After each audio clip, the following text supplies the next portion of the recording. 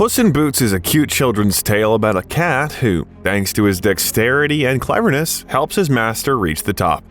Or maybe a story of lies and deceit seasoned with black magic and carry-on? Well, you're being picky, you say. Charles Perrault had absolutely no intention of putting a magical subtext, political intrigues, and dubious motives into the well-known story. Is that so? And what about the fact that the cat's actions are actually very immoral for a children's fairy tale? The miller's son differs from the image of a classical hero, and the king is too naive and gullible for a medieval ruler. If you look closely, behind the familiar story lies something much more bizarre than it might seem at first glance. So today we'll try to find out who Puss in Boots really was, what dark motives he had, and whether his master should have dealt with him at all. Welcome to the dark side of fairy tales. Let's begin.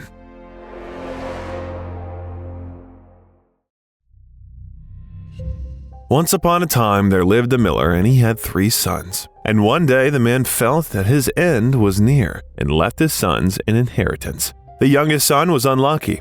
He received only a cat. Frustrated, he muttered bitterly that after eating the cat and making a muff from its fur, he'd still likely starve to death. And we could pity the poor man, because from the outside it really seems unfair how the father divided his property. But after reading the son's complaints, you begin to understand that the guy's problems are not so much with his father as with his life position and logical connections. First of all, how should a muff, a not very practical element of clothing that was mostly worn by nobles at that time, help an ordinary peasant in difficult life circumstances? And secondly, is inheritance the only thing that can save him from starvation? It turns out that all the youngest sons relied on in his life was his father's death. And if the miller turned out to be a long-lived person, what then? Such childishness and unpreparedness for adult life explains the further inactivity of the young man and unquestioning obedience to our main character. And by the way, here he is. Suddenly, to the great surprise of the new owner, the cat showed supernatural abilities. Either he did not really want to become a wardrobe item, or it was finally time for him to act. Charles Perrault writes about it as follows.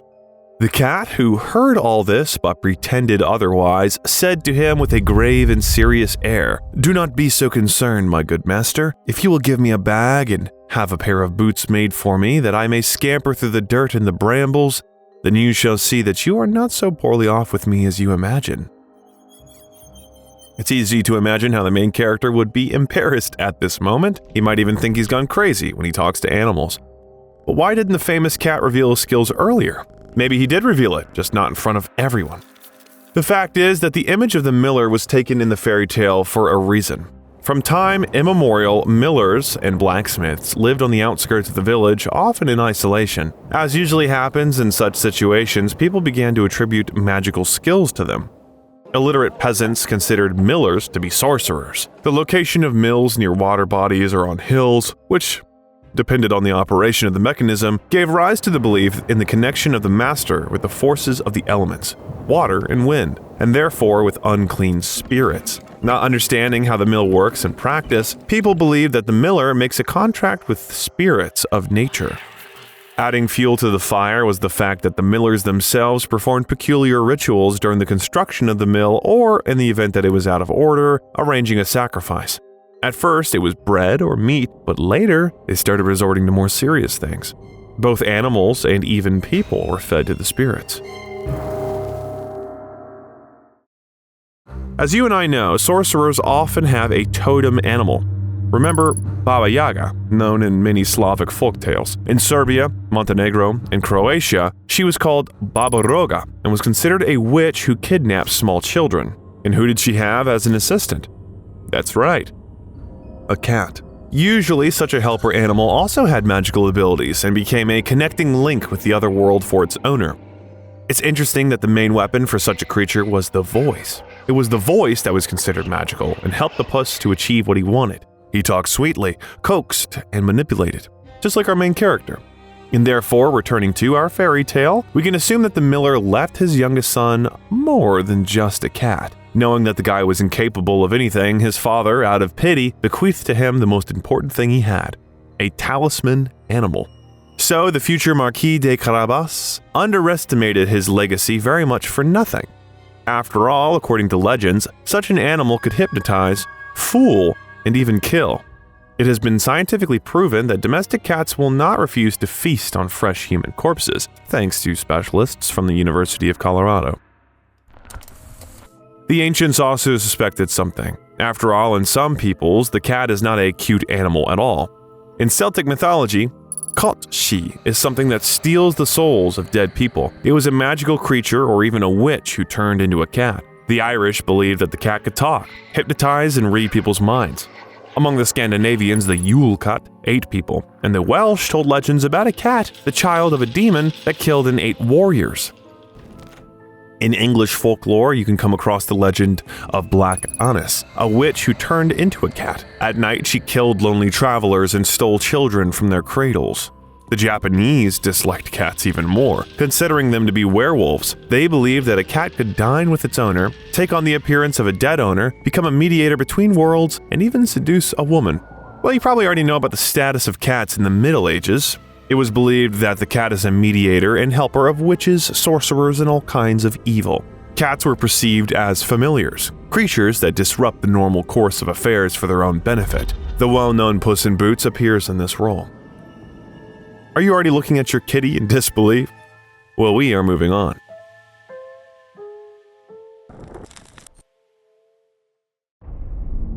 Having recovered from the shock, the owner gives the cat boots with a hat and, in addition, carte blanche for further actions. We'll remind you that he just lamented that he would die of starvation, but instead, having nothing to do, he gave the cat almost the last thing. One could say that he simply went all in, risking everything for the sake of the dream of a better life, but somehow too boldly for such a passive, amoebic lad. But if the cat demonstrated that its magical potential is not limited to the ability to speak, then it would be a completely different thing. Well, for example, it would show its true nature. And if he also gave a guarantee that he would fulfill his promise, of course in exchange for something valuable. Somewhere it has already happened many times. Just where? Well, you already understand what I'm getting at, don't you? And what did he ask for his labors? After all, in the future, we'll become more and more convinced that our cat is not just a small domestic spirit, but something much more serious and ancient. He would hardly be satisfied with just boots and a hat. As a result, the puss really didn't get cheap with the award, but we'll talk about that later. And for now, let's get back to the boots, because it's not that simple there either. First of all, they are a kind of a layer between the real world and the cat's magical powers, its protection, which he needs to keep his spiritual abilities while dealing with humans. It's also possible that the cat's powers are so strong that he needs an artifact to contain them in the human world, and the boots, as a symbol of earthly service to the miller's son, can fulfill this function.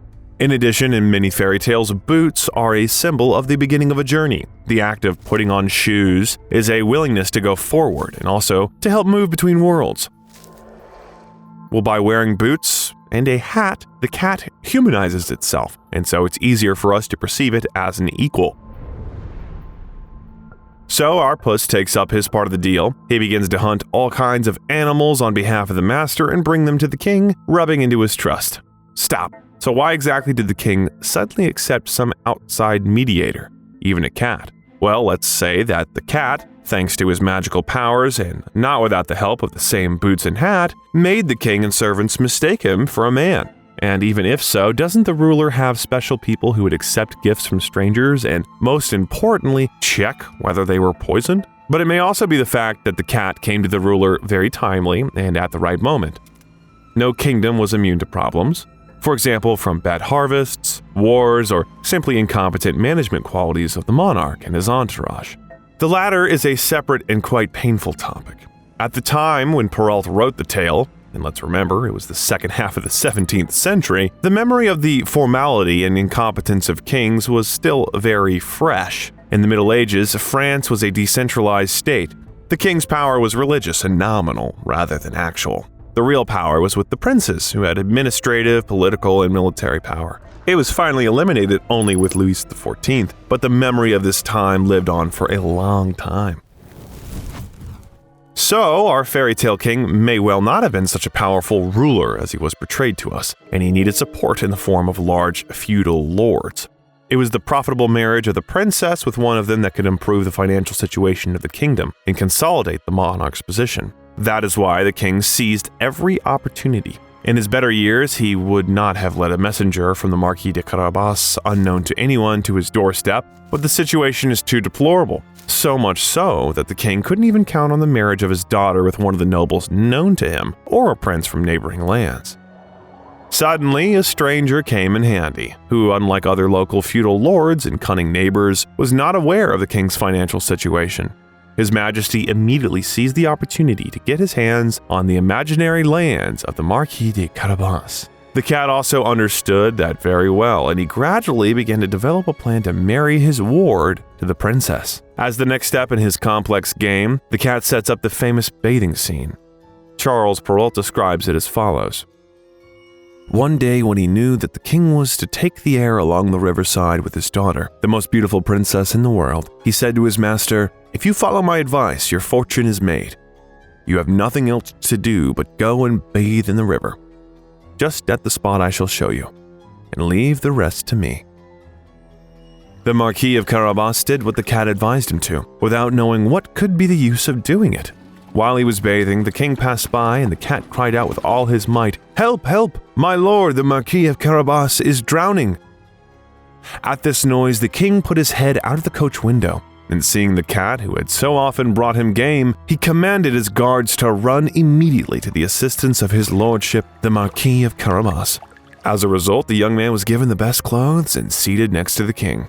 And the puss himself ran in front of the wagon and intimidated the peasants, threatening them with massacre if they did not recognize the property in which they lived. According to the Marquis de Carabas, you definitely don't expect such behavior from a good character, do you? What about people? Why are they afraid of the cat? There are two options here. Either our character simply charmed the villagers with his charming voice, instilling in them an inexplicable fear, or the cat is really not a simple familiar, but something more. Something so powerful that it has long since made these lands its hunting grounds. Something that is feared by every local resident, and stories about which mothers are horrified to tell their children instead of bedtime stories, strictly forbidding them to approach him, let alone do anything that can make him angry. While the young man is silent in the carriage, an otherworldly creature in the form of a cat arranges his life. After the animal scares the villagers, it gets into Ogre's castle and gets rid of him by deception. Cat takes advantage of Ogre's smugness, his desire to show off his strength and power, and of course, his sweet talk. First, the cat asks him to turn into a large animal, an elephant or a lion. The big guy, who does not suspect anything, fulfills the main character's wish, obviously showing off himself. After that, our friend resorts to another trick. "I have, moreover, been informed," said the cat, "but I know not how to believe it, that you have also the power to take on you the shape of the smallest animals. For example, to change yourself into a rat or a mouse. But I must own to you I take this to be impossible." "Impossible!" cried the ogre. "You shall see." And at the same time, he changed himself into a mouse and began to run about the floor. Puss no sooner perceived this than he fell upon him and ate him up. It was at this moment that the king arrived at the castle with the princess and the marquis. Seeing what immense wealth the marquis possessed, the king, of course, offered to become his son-in-law. And if you saw a benefit in this proposal, because the king was impressed by the high moral values of our marquis. And it's also very convenient that at the time of the cat's arrival, a feast was ready for the friends who were later dined by the cat, the marquis, the princess, and the king. However, for some reason, no one's confused by what exactly was on Ogre's table. Hardly celery. And also, will you find in any fairy tale an ogre whose lair has an elegant appearance and is furnished according to the last word of fashion? As for the guests that Ogre was waiting for, according to the story, after learning that the king was in the castle, they were afraid to approach him and simply went home. And it's not surprising. If they were ordinary nobles, they might still be indignant. But somehow it's very difficult to imagine an ogre's banquet where people are not part of the dishes, but guests, with the only exception if they themselves do not like to feast on the flesh of their own kind. So imagine that these very peculiar guests, among them cannibals, people with unusual taste preferences, and God knows who else, find out that instead of a feast and a friend, gnawed bones and a king with his entourage await them in the castle. It's unlikely that they would want to once again fall into the eyes of the authorities and reveal their dirty secrets. I wouldn't even bother if I were them. How skillfully the cat turned his plan. Mind you, mostly all he needed was the art of persuasion. Everything he does, cheating, bribery, and other immoral things, is typical trickster behavior. Let us remind you that a trickster in mythology is a deceiver who always stands up for himself and constantly balances on the border between good and evil. He does not obey the general rules of behavior and does whatever he wants. Does it remind you of our character? Reminiscent of Loki, whose actions are extremely ambiguous from the point of view of morality. Everything a trickster does is for his own benefit. This is where we come to what, actually, is the cat going to get for himself in the end.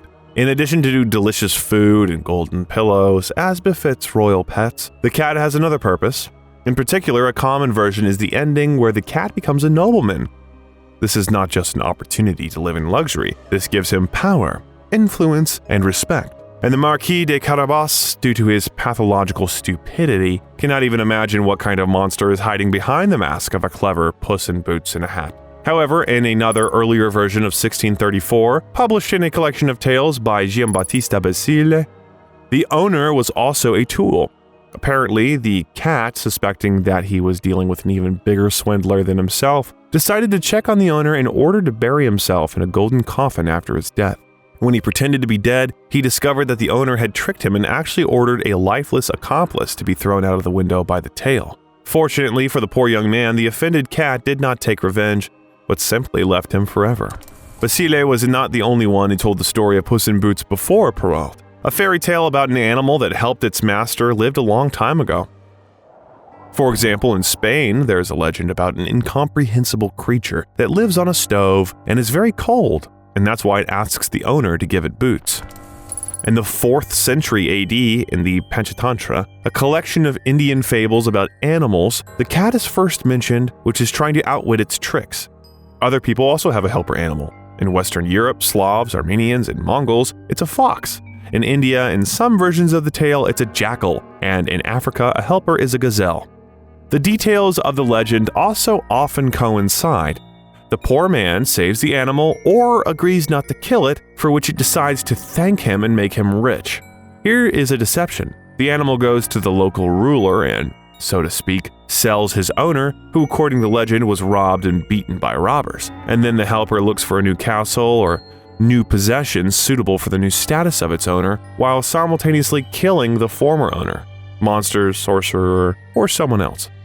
In this way, the animal arranges the wedding of its owner. It's interesting that in a legend from Transylvania, a cat steals a child from its parents and raises it in order to make them the new ruler. What is this if not demonic actions? And in the Philippine version, everything ends badly. After the wedding, first the king dies, and later the newlywed wife, the princess. The main character gets sole rule, and his assistant becomes a minister. We can conclude that the cat had its own, not at all the cat's interest. The last question remains, why does the young man obey the cat without question?